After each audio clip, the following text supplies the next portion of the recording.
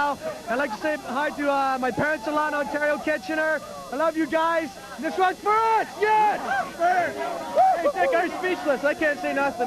What cloud are you on now? What cloud? I'm not too sure. I don't know. It's a dream, and it's great. We're going to go party now. Let's go party now, thank God. After 3 goals against Quebec, you said you're in cloud 7. You can get up in cloud 9 now in 2 tonight. I think I'm there now. Thank you, Paul. A few more beers. Congratulations, guys. Thank you. Okay.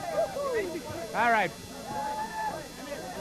There's a lot of people here. Brian Bellows is on the other side, and the team came in. Sir Savard had a little talk with them, and then they said, okay, fellas, away you go. And the media is now here. This is, without question, in this old, historic Montreal Canadiens dressing room, the most number of people that there has ever been. The last time that this happened in this place was 1979, and I swear that there are more people here now than there were then. I'll tell you, it is just tremendous. So much so that we can't even find any hockey players. I don't know where they've gone, but, hey, Gary, come on up here. Here's Gary Leeman. Oh, here we go. First of all right, we got 2 of them here. Brian Bellows and Gary Leeman. Brian, you were in the finals 2 years ago, right now, with Minnesota. Obviously not a winner that time, so you made it second time around. Congratulations. Thank you very much, Dick. I tell you, it's the sweetest victory of all, the sweetest joy of all. Montreal, I idolized them when I was younger, and my father, too, and have my whole family here watching me win it. It is the greatest thrill. What about the attitude going into this game? Because it couldn't have been easy for you fellas who had never been in this position. Win a game, win the cup. It wasn't easy, but let me tell you, you could tell right before the game, every single guy was ready for business. And we were going to give the hardest 60 minutes of our life, and we did. Well, congratulations again. A terrific season for you in Montreal. Nice job, Brian. All right, when's the wedding? When's the wedding? Oh, July 25th, I'm finally going to get married. He had to postpone his wedding because of the Stanley Cup final. Gary Leeman joined the Canadiens in January from the Calgary Flames. Quite a bonus, Gary, for a trade. Congratulations. Must feel pretty good. Thanks. It feels great. I've got a few people to thank. Donnie Meehan was a big part of that. He got me to Montreal. He asked me where I wanted to play, and he told me that Montreal is probably the team that's got the best shot. And, I want to thank him. I want to say hello to my mom and sister back in TO and all my family, and this is fantastic. The feeling like you never had before when you moved toward a Stanley Cup, the closer it got. It must have really been something. Well, I'll tell you, this team's pretty special because it doesn't seem like much phases this team. You expected 20 guys to be nervous before the game, but boy, we just stayed focused and knew exactly what we had to do. And we got to give the Kings a lot of credit because, they played well, but I think they maybe just ran into a pretty hot team right now. Well, they certainly did. Congratulations, Gary. Great finish for your season. Right on. Who's here? I got to get, Lyle's been on once. Come here, he's been on once, but he can get on again. There are 300 fellas out in Saskatoon, the Western Canadian fan club, the Montreal Canadiens fan club in the West, and I know how they're feeling right now. Are you going to run for mayor in Quill Lake? Well, if I get elected, I will. Hey. Oh, well, what an unbelievable feeling. You know, I saw this fella. He was suspended one game this year. He was with Bobby Orr in a private box in Boston. Your eyes were this big when you came out there. They're a little bigger right now. Great season, Lyle. Congratulations. Thank you very much. Okay, great to see you. Coming up here? Come on here. Where am I going? Oh, we have to go back to Ron McLean. This is Mike Keane. We're back to Ron McLean. Thank you, Dick. Tough to hear in that Canadiens locker room, obviously. Wayne, and thank you again for coming in. You've been really great through this series with some thoughts about the defeat. Maybe put into perspective where you think you came and why maybe you came up a little short. Well, we came a long way. We're extremely proud of our hockey club. I think that nobody expected us to get to the finals, so we've kind of put hockey on the map in LA, and that's a pretty nice feeling. I think that Game 3, we got down 3-0, and we battled back. We got back in the game 3-3. And I think that we had 3 chances. Curry had a great chance. Robitaille missed the breakaway. And Sandstrom I fed, and he hit Reichel and didn't go in. They score in overtime and go up 2 games to 1. I think that might have been the turning point in the series. But listen, the greatest thing to me that happened to hockey is that you got 2 coaches that coach the same style. It's the way you got to coach, I believe, in this day and age. You got to be positive. You got to communicate with your players.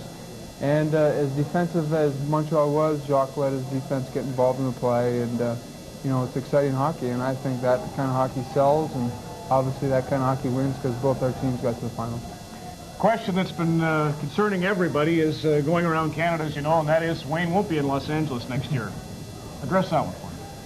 Well, I don't know where I'm going to be next year, to be honest, Ron. I think that I said to my wife before the playoffs started that who knows what I was going to do at the end of this season. I think that's why I played so hard in this playoff. I'm not sure right now what I'm going to do next year. That doesn't mean I don't want anybody to read into that I'm not happy with the organization or I want to be traded. That's not really the case. I always thought that in hockey you go out on a high, so we'll wait and see what happens. So your decision would be more based on thoughts of retiring versus thoughts of moving to another organization? Well, I think that it would have been nice to win, don't get me wrong, but I think in my 15 years of pro hockey, it's been pretty exciting. So I'm not sure what I'm going to do. The situation going to Los Angeles, Wayne, in 5 years, I guess the thing I wonder, I see you go with the back problem this year and worried about, insurance is paying your salary. You got a chance to entertain some heavy decisions there. I mean, did this thing heal properly? Were you bothered? Are you still bothered by it? No, I really wasn't bothered at all. The only thing that bothered me throughout the playoffs was, as I said, in the Calgary series, Otto hit me, and he didn't, hit me illegally or on purpose. He cross-checked me, and I cracked a rib. And I played throughout the playoff with medication, some kind of freezing in my leg every game. But no, my back fortunately was okay.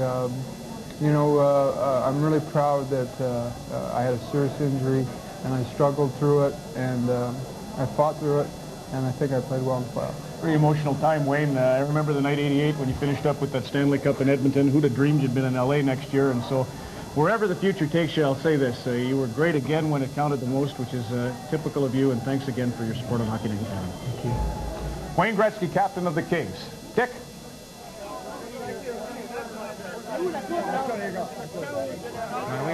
Okay, we are back. Can you see us here? Yes, I've got with me the boss man, Ronald Corey, the president of the Club J Hockey Canadien, already with the T-shirt, Coupe Stanley 1993, and Mike Keane, one of his valued employees. Mr. Corey, can you compare this to 1986? Yes, in a way, I think it's a surprise for a lot of people, but less for us because I saw the way Jacques and Serge prepared that team in March and April. Everybody played extremely well. Montreal has always been built around a team concept, not around one superstar, and we have so many good players. And well, I look Keane, he had a great playoff. Carbonneau came first, strong, Brunet, and everybody, and all the defense, Patrick Roy-Smythe. I mean, it's a great team, and I'm extremely happy for everybody. Congratulations, Ron, to you and everybody in your organization. Thank you. Ron Corey talking about Mike Keane, who I mentioned at the start of Game 4 in L.A. the other night, that this series was really proving the worth of this young man from Winnipeg, Manitoba. Michael, congratulations. Thank you very much, Dick. We worked so hard to get here. People didn't believe in us, and, we just proved people wrong, and it's a super feeling. Was there any one time during this playoff year, Mike, when you kind of got the feeling, hey, maybe something's going to happen here? Well, I think so. Probably the first game against Quebec. We lost those 2 games, and, we wanted to come back. We blended together, and, we just snowballed from there, and, we worked hard. The team just pulled together. We had young legs, Paul DiPietro, John Leclerc.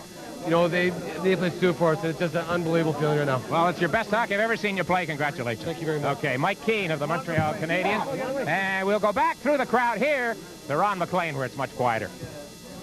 One thing we guarantee you, Dick, I'm going to give you the last word tonight because you're involved in a lot of mayhem over there, and for good reason. Montreal Canadiens are the Stanley Cup champions. They're 24th of their illustrious history, and we'll continue to cover that story and more from the fabled Forum in Montreal and Molson Hockey Night in Canada on CBC in a moment.